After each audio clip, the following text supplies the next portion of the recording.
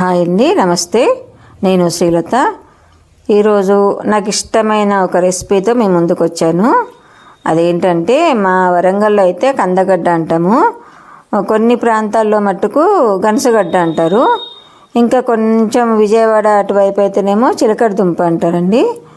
అలా ఆ రెసిపీ ఈరోజు అయిపోతున్నాను. ఆ కందగడ్డ అంతా తెచ్చుకొని, దానికి చాలా మట్టి ఉంటుందండి, అది భూమిలో నుంచి వస్తుంది కదా, ఆ మట్టి అంతా శుభ్రంగా కడిగి పొట్టు తీసేసి ముక్కలు చేసి పెట్టుకోవాలి. నేను ముందు వీడియోలో ముందుగా చూపించా కదా, ఆ విధంగా చేసుకోవాలి. చేసుకున్న తర్వాత పోపు చేసేసుకొని గిన్నె పెట్టుకోవాలి. మనము ఏదైనా ఒక మందపాటి గిన్నె మాత్రం పెట్టుకోవాలి. దీంట్లో పోపులో ఉల్లిపాయలు వేసేసుకున్న, అలాగే పచ్చిమిర్చి. ఈ మట్టి పాత్రలో చేస్తే మాత్రం టేస్ట్ బాగుంటుందండి, రుచి రెట్టింపు అవుతుంది, బాగుంటుంది.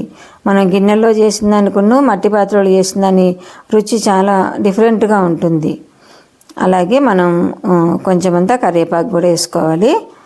వేసుకొని మనం ముందుగా కట్ చేసి పెట్టుకున్నాక చిలకడ దుంప ముక్కలు, అదేనండి కందగడ్డ ముక్కలు, అవి కూడా వేసేసుకొని చక్కగా పోపు నూనె అంతా వాటికి మంచిగా ముక్కలకు పట్టాలి. పట్టేంత వరకు కలిపి ఒక 2 నిమిషాలు అట్లా మూత పెట్టి మగ్గనివ్వాలి.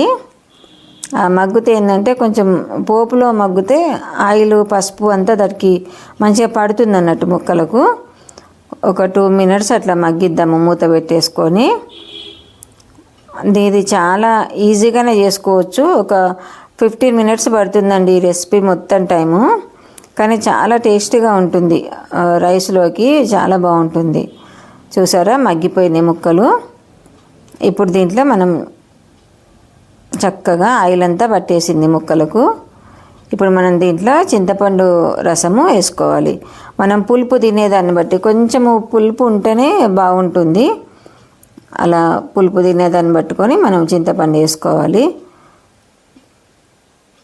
కంపల్సరీ. ఇప్పుడు సీజన్ కాబట్టి ఇష్టం ఉన్న వాళ్ళు తెచ్చుకొని చేసుకోండి, చాలా బాగుంటుంది.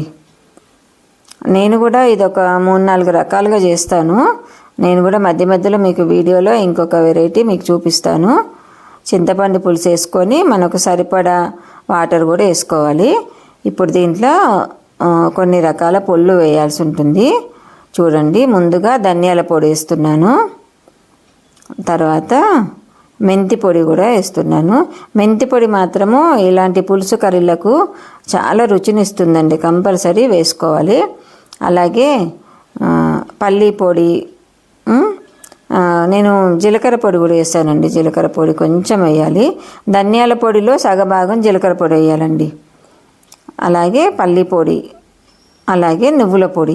నువ్వులు, పల్లీలు, ఈ ధనియాలు ఇవన్నీ నేను ముందుగానే ఒక 15-20 రోజులకు లేక నెలకు సరిపడా ఇంట్లోనే చేసి పెట్టుకుంటానండి పొళ్ళన్నీ.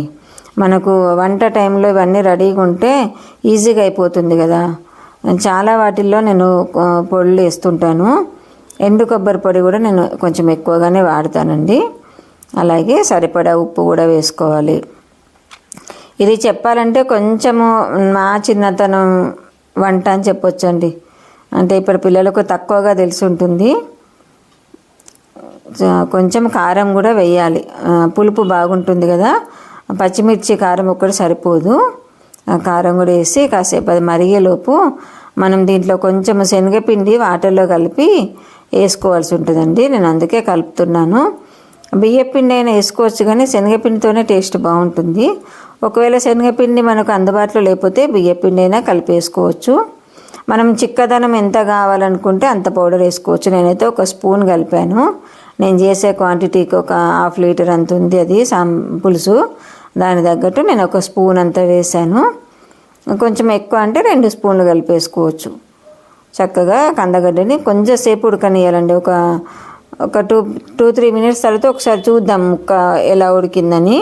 తర్వాత మళ్ళీ ఒక 2-3 మినిట్స్ ఇంకొంచెం ఉడకాలి. చాలా త్వరగానే ఉడికిపోతుందండి. సొరకాయ అంత ఈజీగానే ఉడికిపోతుంది. సొరకాయ ఉడికినంత టైంలోనే ఇది కూడా ఉడికిపోతుంది. అలాగే నా ఛానల్ సబ్స్క్రైబ్ చేసుకోండి, లైక్ చేయండి, కంటెంట్ నచ్చితే షేర్ చేయండి. ఫ్రెండ్స్ చూస్తున్నారు కానీ లైక్ చేయట్లేదండి, చేయండి కొంచెం. చూసారా ఉడికిపోయింది ముక్క. కొత్తిమీర వేసేసుకొని ఇంకా సర్వ్ చేసుకోవడమే. చాలా ఎమ్మీగా ఉంటుందండి. రైస్లో కొంచెము నెయ్యి వేసుకొని ఈ చిలకడ దుంప పులుసు వేసుకొని తింటే సూపర్గా ఉంటుందండి. నేను అంటున్నానండి కదా, మీరు కూడా చేసుకొని చూడండి. Okay friends, bye. మరొక మంచి వీడియోతో మళ్ళీ మీ ముందు